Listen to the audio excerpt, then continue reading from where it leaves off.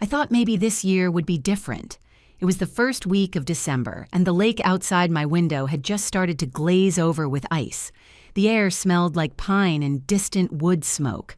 I wrapped a knit shawl around my shoulders and stood at the kitchen window, watching the wind ripple across the surface of Buchanan Lake, just like it had done every winter for the last 35 years.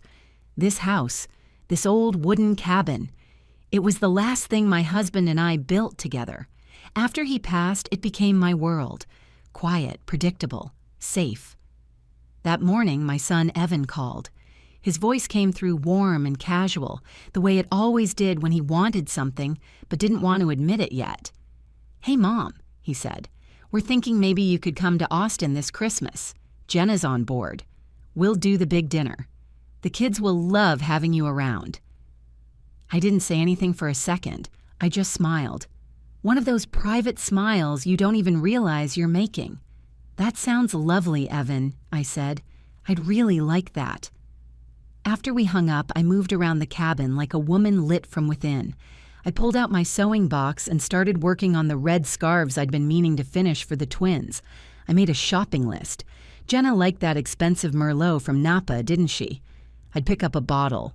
And maybe that fancy lotion she once mentioned. It wasn't about being needed. I'm 70 now. I don't expect to be anyone's center of gravity. But being included? That mattered. It reminded me I wasn't forgotten, that I was still wanted. That evening, I pulled out the old photo albums, the one where Evan's hair stuck out in every direction, and he used to squint every time the sun hit his face. I thought of the way his small hand once gripped mine so tightly when he was nervous in crowds. This year, maybe we'd laugh again. Maybe I'd sit at the dinner table and pass the gravy while the kids told me about school, and Jenna complimented the scarves I made. Just maybe. I thought this would be the year I'd belong again, and God, how I wanted to believe that. It wasn't what he said that broke me. It was how easily he said it. It was exactly 7 days before Christmas when the phone rang again. I was folding the last of the scarves, soft red wool, still warm from my hands, when I saw Evan's name flash across the screen. I picked up smiling. "Hey, sweetheart, just finished the twins' scarves. Think they'll like dinosaurs or stars this year?" There was a pause. Too long. "Hey, Mom," Evan said, his voice a little too careful. "Listen, about Christmas." My smile faded. He cleared his throat. "So, Jenna and I were talking. She's planning this big formal thing. White linens, place cards, you know how she likes everything just right. And, well, she thought maybe it might be better if you didn't come this year." Silence. The kind that hums in your ears and presses against your chest. "I mean, not because we don't want you," he rushed. "It's just a lot, and the kids have that flu going around. We figured it might be easier for everyone." I sat there holding the scarf, the yarn slowly slipping from my fingers. I didn't know what to say. "Oh," I managed. "Sure, of course, I understand." He sighed in relief. "Thanks, Mom. We'll video chat." "Yeah, love you." "Love you too," I said, before the line went dead. Afterward, I just sat there. The room was still, but something in me shifted. Not anger, not even hurt. Not yet. Just something fragile, tearing a little at the edges. I picked up the scarf, folded it gently, and placed it in the drawer with the others. Then I reached for the wine I'd bought for Jenna and set it back in the pantry. Suddenly, everything felt like too much effort. Maybe they were right. Maybe I didn't fit in anymore. Maybe I never really did. That night, I lay in bed staring at the ceiling, whispering things I didn't even know I needed to hear. "It's fine, I'll be fine, I always am." But deep down, I felt it. This Christmas, I wasn't invited. And worse, I wasn't even missed. The hardest part wasn't being alone. It was knowing no one noticed. Christmas Eve came quietly. No car in the driveway, no knock on the door.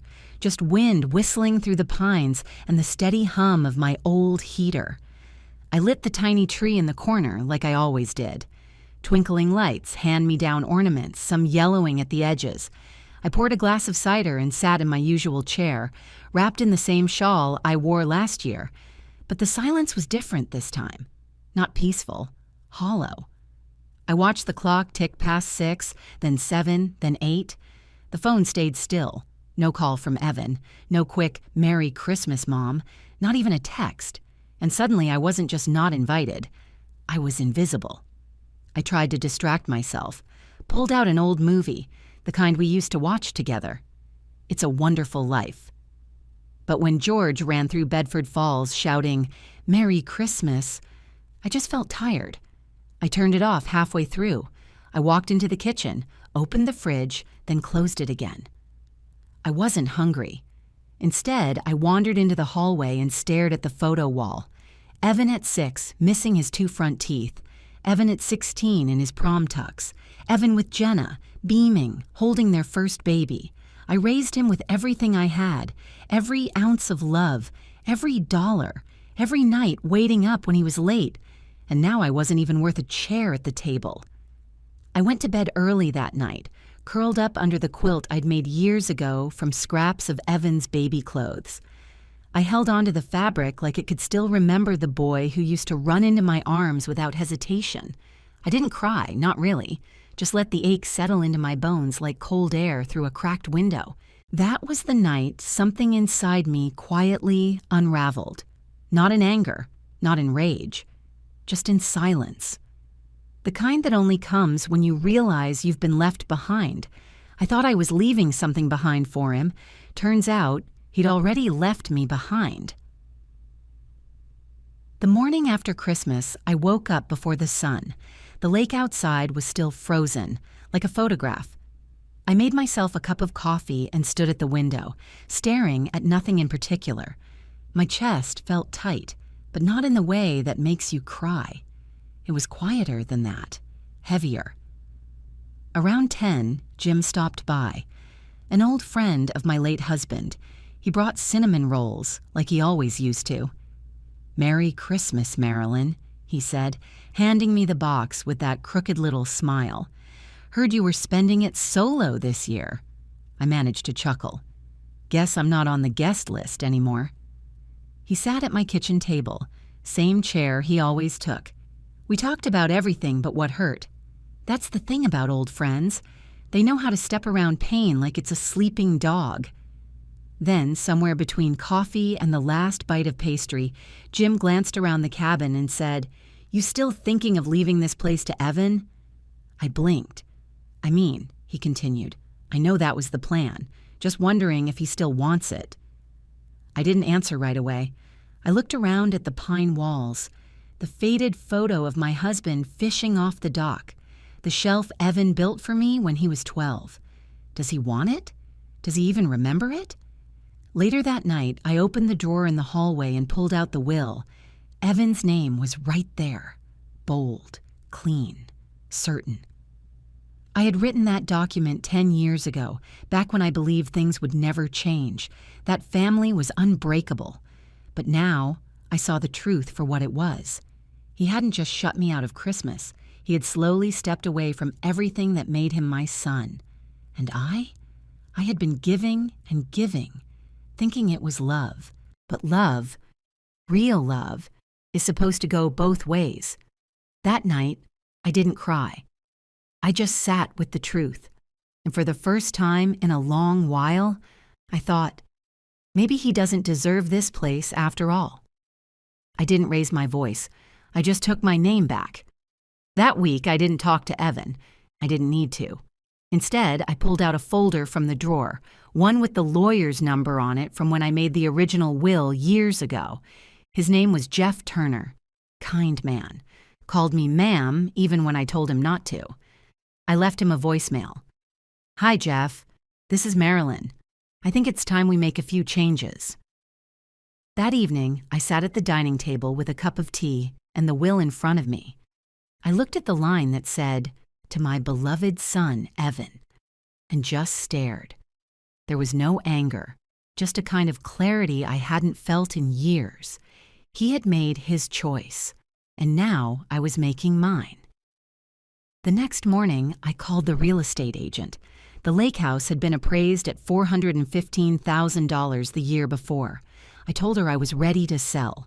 No hesitation, no long stories, just, it's time. I didn't tell Evan, I didn't owe him that. The house sold in 3 weeks. A young couple bought it. Teachers, newly married, planning to start a family here. I liked that. I liked the thought of new laughter echoing in these walls, not the echo of silence. With part of the money, I made a donation to the town library.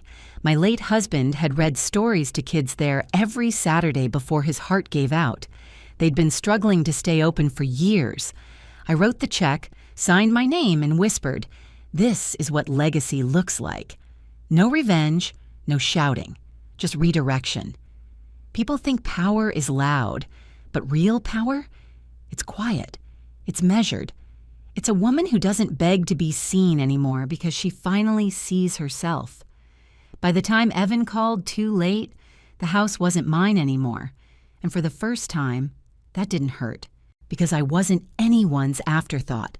I was my own. Some victories don't come with applause, just peace. The lake house is gone now. I watched from across the road the morning the moving truck pulled in. The new owners waved when they saw me sitting on the bench. I waved back. They don't know me. They don't need to. I live in a small apartment now, just off the main street, walking distance from the library. It's nothing grand. 2 rooms, lots of sunlight. But it's mine. Every corner of it feels earned. Some mornings I volunteer at the front desk of that same little library.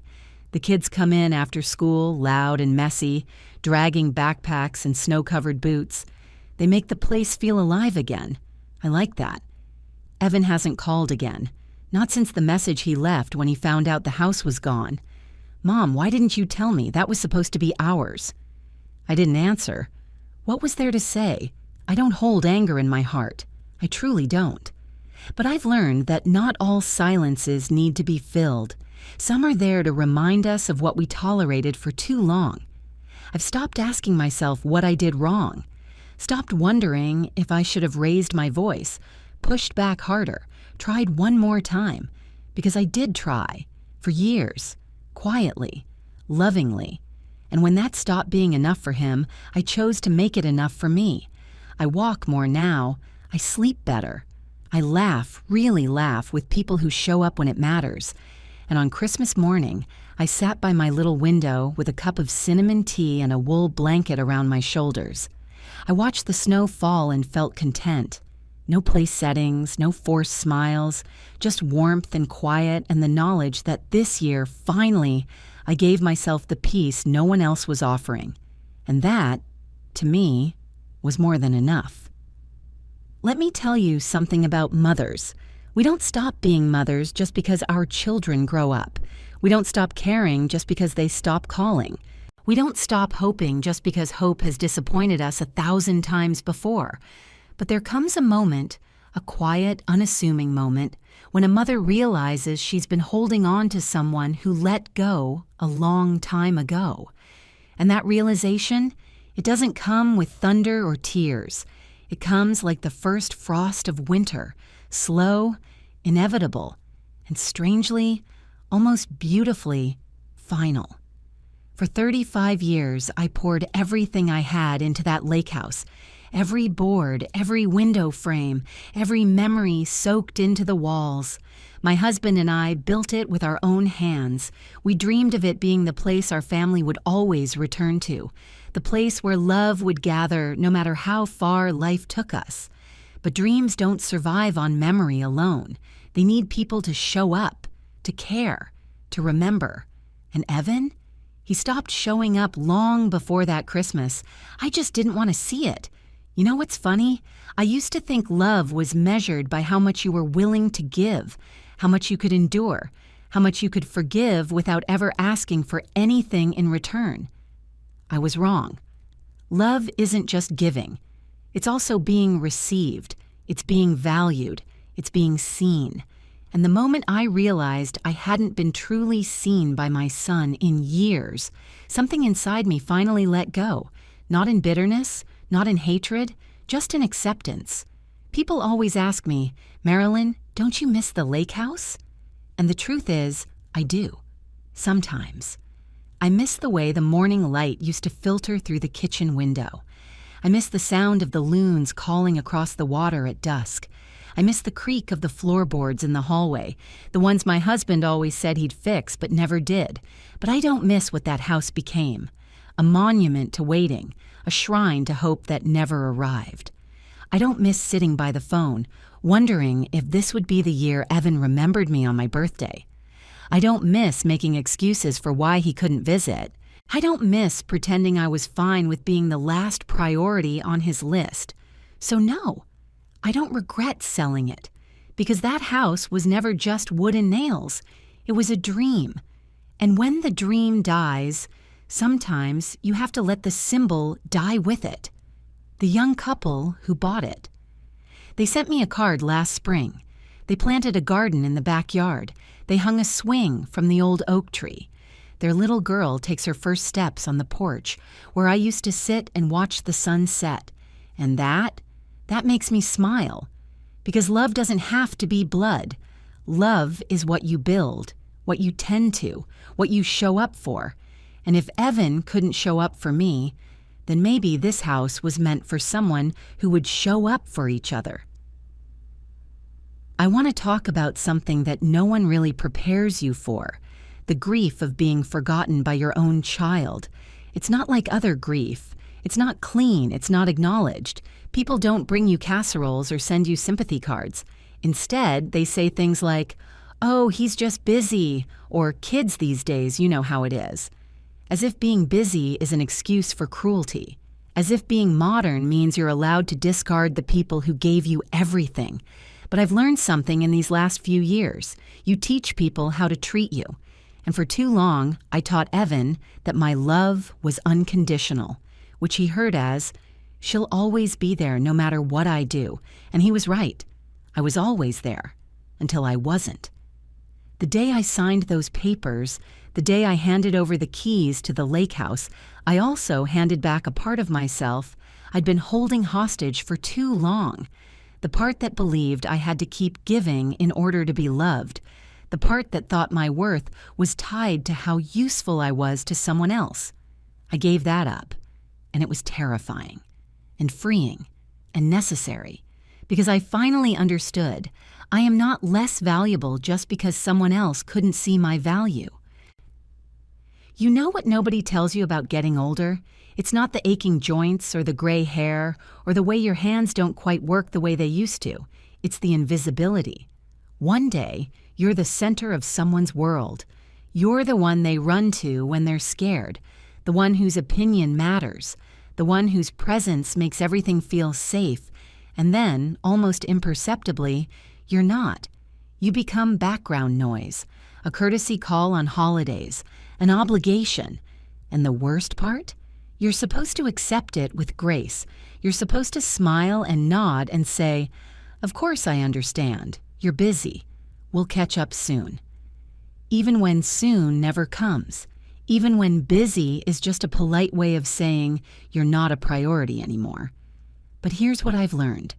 Grace doesn't mean silence, and understanding doesn't mean accepting mistreatment.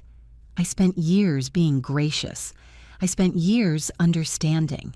And where did it get me? Alone on Christmas Eve, wondering why the boy I raised couldn't even pick up the phone. So I stopped being gracious. I stopped understanding. And I started being honest. Honest with myself about what I deserved. Honest about what I was willing to tolerate.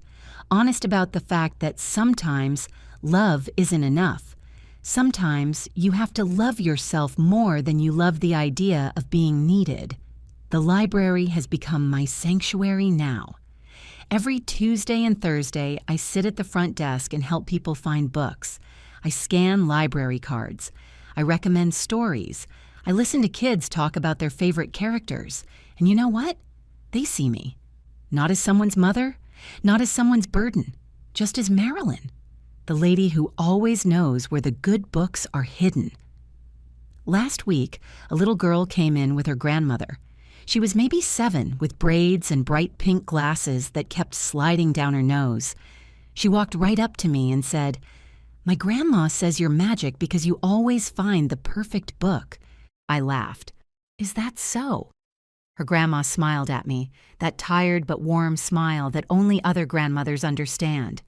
"She's not wrong," the woman said. "You've got a gift." And for a moment I felt it, that thing I thought I'd lost, purpose.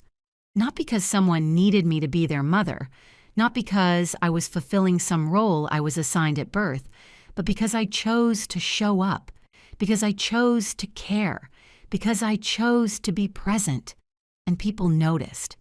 That's the thing about walking away from what doesn't serve you. It makes room for what does. Evan finally came to see me, 3 months after he found out about the house. He didn't call ahead, just showed up at my apartment door one Saturday afternoon, looking uncomfortable and out of place. I opened the door and just looked at him. He looked older, tired, like he'd been carrying something heavy for a long time. "Hi, Mom," he said quietly. "Evan." We stood there for a moment, and I could see him searching for words. Finally, he said, "Can I come in?" I stepped aside. We sat in my small living room, him on the couch, me in my chair by the window. The silence stretched between us like a canyon. "I don't understand," he said finally. "Why didn't you tell me you were selling the house?" I looked at him, really looked at him, and I felt nothing but calm. "Why would I?" I asked. He blinked. "Because it was our house. Because I grew up there. Because you thought it would always be there waiting for you," I finished. "Even if you weren't?" He opened his mouth, then closed it. "Evan," I said, my voice steady, "you made it very clear that I wasn't part of your life anymore. You didn't invite me to Christmas. You barely call. You don't visit. So I made a decision. I decided to stop waiting for you to remember I exist." "That's not fair," he said, his voice cracking. "I was busy. Jenna and the kids are not an excuse," I interrupted. "Being busy is not an excuse for cruelty. And yes, Evan, what you did was cruel." He looked down at his hands. "I spent 70 years of my life making sure everyone else was taken care of," I continued. "And you know what I realized? I forgot to take care of myself. So that's what I'm doing now. I'm taking care of me. And if that makes you uncomfortable, well, that's something you'll have to work through on your own." He sat there for a long time, not saying anything. Finally, he whispered, "I'm sorry, Mom." And I believed him. I really did. But sorry doesn't undo the nights I spent alone. Sorry doesn't bring back the Christmases I wasn't invited to. Sorry doesn't rebuild the trust that crumbled so slowly I didn't even notice it was gone until it was too late. "I know you are," I said softly. "But Evan, I'm not angry. I'm just done." He looked up at me, his eyes wet. "Does that mean you don't love me anymore?"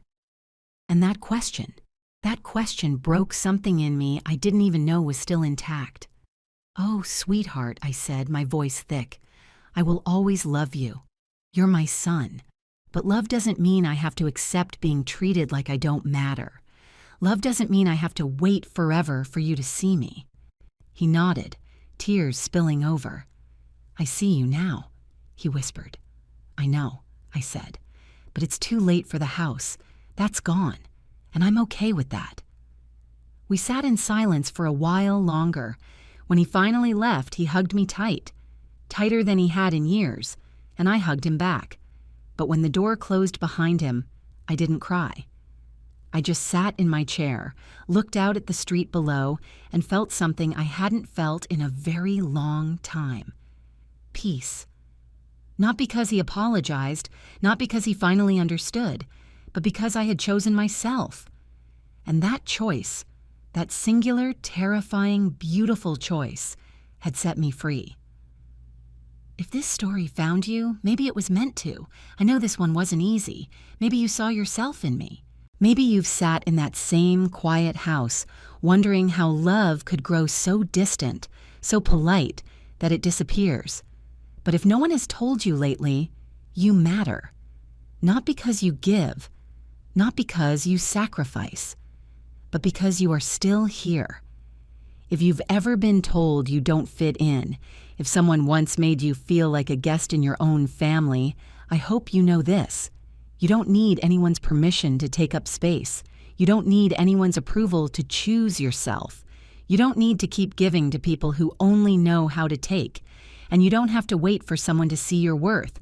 You can see it yourself. That's what I did, and it changed everything. The lake house is gone, but I'm still here. And I'm not waiting anymore. I'm living, really, truly living. And that, my friends, is the best revenge of all. Not revenge, actually. Just peace. The kind of peace that comes when you finally stop apologizing for existing and start celebrating the fact that you do. So here's to the mothers who were forgotten. Here's to the women who gave everything and got nothing back. Here's to the silent nights spent wondering what you did wrong. Here's to the Christmases you spent alone. Here's to the phone calls that never came. Here's to the apologies you never received. But most of all, here's to the moment you decided you were done waiting. The moment you chose yourself.